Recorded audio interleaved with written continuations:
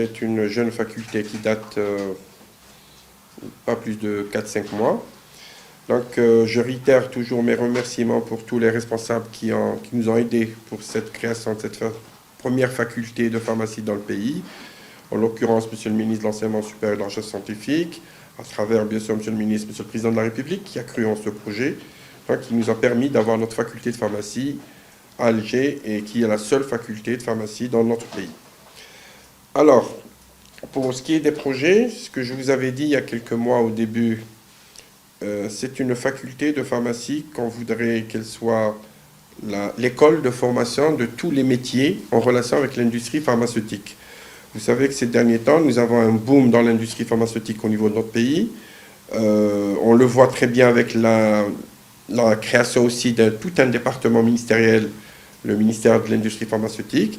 Donc il fallait en parallèle un centre de formation, une école de formation de haut niveau pour former toutes ces compétences pour travailler dans l'industrie pharmaceutique. Donc il y a eu cette création de notre faculté. Maintenant, nous nous sommes mis au travail rapidement. On voulait qu'il y ait une ouverture de notre université, de notre faculté au monde socio-économique. Nous avons commencé donc à appeler tous les industriels dans le secteur de l'industrie pharmaceutique. Nous avons reçu, nous avons travaillé avec eux. Nous avons essayé de voir et de mettre en place un référentiel des métiers de l'industrie pharmaceutique. Tout ce référentiel, donc établir profil par profil ce qu'il faut dans l'industrie pharmaceutique. Nous avons travaillé ensemble. Nous avons dégagé un ensemble de profils prioritaires pour aider un peu tout ce tissu industriel de la pharmacie dans notre pays. Nous avons signé donc des conventions, des accords cadres avec notre université et notre faculté, avec les producteurs locaux, avec des multinationales. Nous avons fait des ateliers, des workshops ensemble pour dégager un peu les différents axes de recherche ensemble. Et là, nous nous sommes rapidement mis au travail pour monter les nouvelles formations, ce que nous appelons les nouveaux profils de formation. Nous avons tout un département nouveau dans cette faculté dédié donc à l'industrie pharmaceutique, c'est le département de pharmacie industrielle. Nous sommes en train de travailler, Inch'Allah, d'ici septembre, il y aura 4 nouvelles formations, 2 de type master et 2 de type licence. Nous avons choisi, bien sûr, évidemment, on ne peut pas tout faire cette année, donc nous avons choisi 2 domaines dans le master qui concerne ce qu'on appelle les affaires réglementaires dans l'industrie pharmaceutique. C'est une demande, très pressante et prioritaire dans le domaine de l'industrie pharmaceutique. Donc, c'est tout ce qui concerne un peu les affaires réglementaires dans l'industrie pharmaceutique. Donc, c'est un master que nous allons monter, Inch'Allah, au mois de septembre. Nous allons aussi monter un autre master concernant la pharmacoéconomie. Donc, ce sont 2 grands masters prioritaires qui vont être lancés, Inch'Allah, au mois de septembre. Nous attendons toute la validation des instances pédagogiques et évidemment et la validation in fine dans notre ministère de tutelle. Nous avons aussi lancé 2 licences. La première licence qui sera ouverte bien sûr à tous les bacheliers algériens. Donc nous avons ce caractère national, donc une faculté à vocation nationale, une licence dans tout ce qui est, tout ce qui est l'industrie du médicament et des produits de santé. Si vous voulez, ça sera une porte d'entrée dans les différentes formations de l'industrie pharmaceutique que nous allons lancer peut-être l'année prochaine, Inch'Allah. La deuxième licence, ça sera dédiée à la formation d'un corps particulier que nous appelons les auxiliaires de pharmacie, ou les auxiliaires en pharmacie plutôt. C'est un corps qui sera là, que nous allons former pour aider un peu le pharmacien dans toutes ses tâches professionnelles, qu'elles soient en officine, qu'elles soient dans une pharmacie hospitalière ou dans un laboratoire. Donc voilà un peu les différentes formations que nous allons lancer, Inch'Allah, au mois de septembre.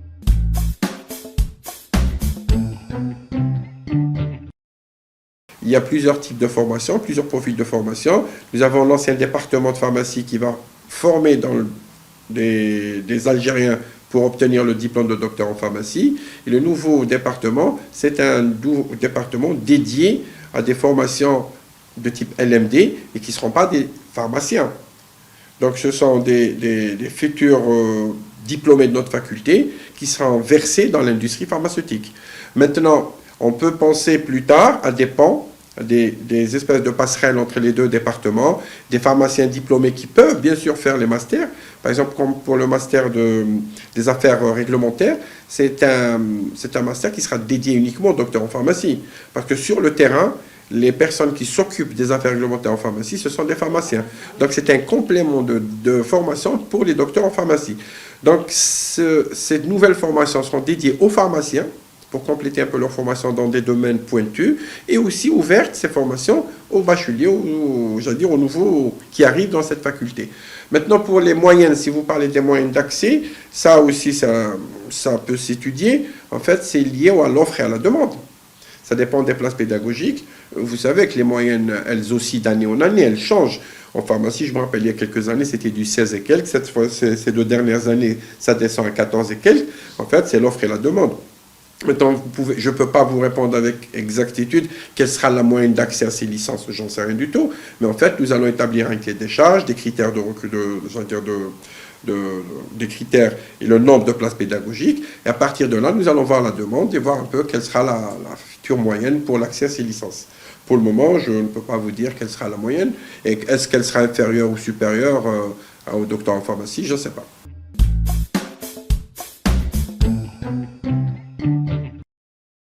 Il faudrait savoir que dans l'industrie pharmaceutique, c'est une industrie pluridisciplinaire.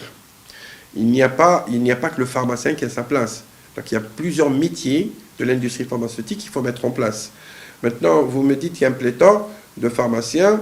Je ne suis pas tout à fait d'accord avec vous dans l'industrie pharmaceutique. Peut-être qu'il y a un pléthore dans l'officine. On parle de pléthore dans un secteur bien particulier qui est l'officine. Mais je pense que dans l'industrie pharmaceutique, il faut former des gens de plus en plus ciblés sur certains métiers pour leur donner les compétences voulues pour pouvoir exercer un métier bien particulier.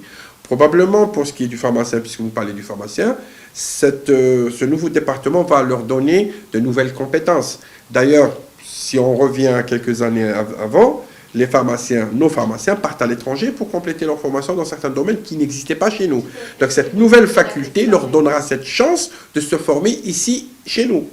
Donc ils partaient là-bas pour faire les affaires réglementaires, pour faire de la pharmacoéconomie, pour faire des contrôles qualité. Mais tout ça, nous allons le monter ici, chez nous, dans notre faculté.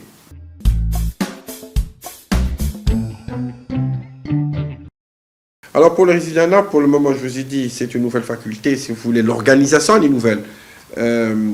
Nous sommes en train de travailler sur le nouveau département et les formations LMD.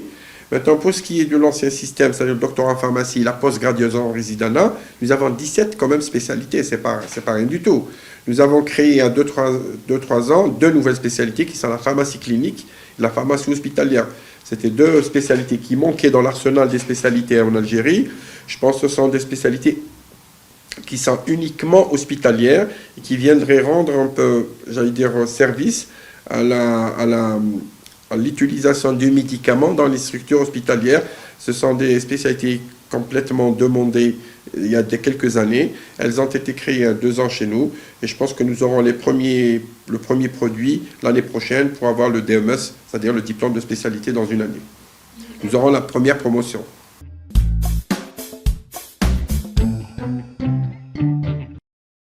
C'est comme ça qu'il faudrait réfléchir du moins. Je pense qu'il faudrait réfléchir par objectif. Qu'est-ce qu'on voudrait faire de ce produit plus tard? Voilà, donc c'est ça la question. Le doctorat en pharmacie, il faut lui donner encore plus de visibilité. Et la visibilité, elle viendrait dans le monde professionnel. Maintenant, je disais, peut-être, je ne sais pas si c'est avec vous, qu'on peut réfléchir à une meilleure organisation de l'architecture des études en pharmacie, revoir un peu, pas la peine d'avoir un diplôme polyvalent, peut-être faire officine en spécialité, peut-être accéder au résidenat un peu plus tôt. Donc tout ça, ça reste dans le domaine de la réflexion et ça demanderait, je pense, à toutes les instances pédagogiques nationales qui s'occupent du doctorat en pharmacie de réfléchir sur ça. Et le but, l'objectif ultime, c'est de rendre un peu notre diplôme un peu plus attractif dans le monde professionnel.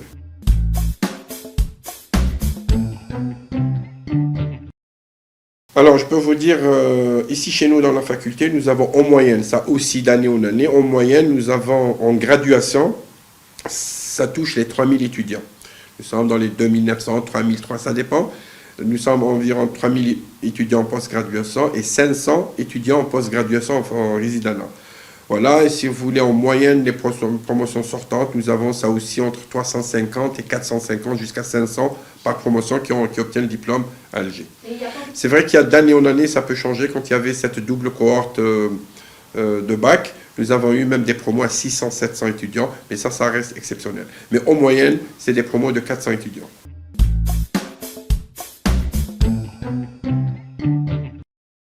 Écoutez, la déperdition, elle existe un peu dans tous les centres de formation, mais je ne pense pas qu'il y ait une déperdition plus importante ici qu'ailleurs, hein. Je pense qu'il peut y avoir 1 ou 2% de déperdition, des gens qui changent de secteur, c'est-à-dire qui font des transferts dans d'autres domaines, mais sans plus.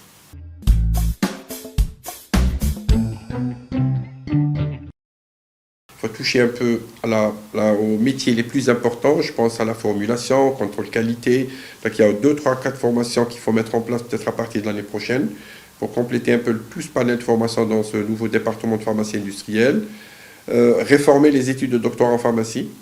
Je pense que ça aussi, c'est l'une de nos priorités, mais on doit le faire à l'échelle nationale avec tous les collègues du pays. Et j'ai aussi un autre projet, je voudrais vous en parler aussi, c'est de mettre en place ce qu'on appelle une école-usine, une usine pédagogique en pharmacie industrielle. Ça aussi, ça demande des moyens et des perspectives, je pense, qui seront très intéressantes pour former nos étudiants dans des conditions idéales et réelles, dans une usine, j'allais dire, réelle, qui sera rattachée à l'université. On appelle ça une usine école, une usine pédagogique. Ça existe un peu partout dans le monde, il y a 4 ou 5. C'est vraiment des institutions qui sont d'un grand apport pour former des gens qualifiés dans l'industrie pharmaceutique. Et elles pourraient aussi rendre service à l'université pour faire entrer de l'argent, par exemple, faire des services, rendre service ou faire ce qu'on appelle des prestations de services à certains laboratoires pharmaceutiques locaux ou étrangers. Donc vraiment, c'est un méga projet qu'il faudrait mettre en place, j'allais dire, dans les quelques années qui suivent dans notre faculté.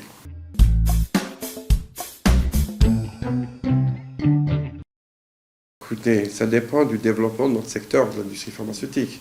Maintenant, ce que nous aspirons, c'est d'avoir une autonomie réelle et totale de la production de médicaments dans notre pays. Vous imaginez si on arrive à produire tous les médicaments, et ça demanderait, j'allais dire, un personnel, un ensemble de personnes qualifiées, de plus en plus qualifiées, surtout que maintenant dans le domaine du médicament, vous savez, quand on parle du médicament chimique, et maintenant, il y a le médicament biologique, ce qu'on appelle les biomédicaments. C'est toute une technologie, c'est de la biotechnologie.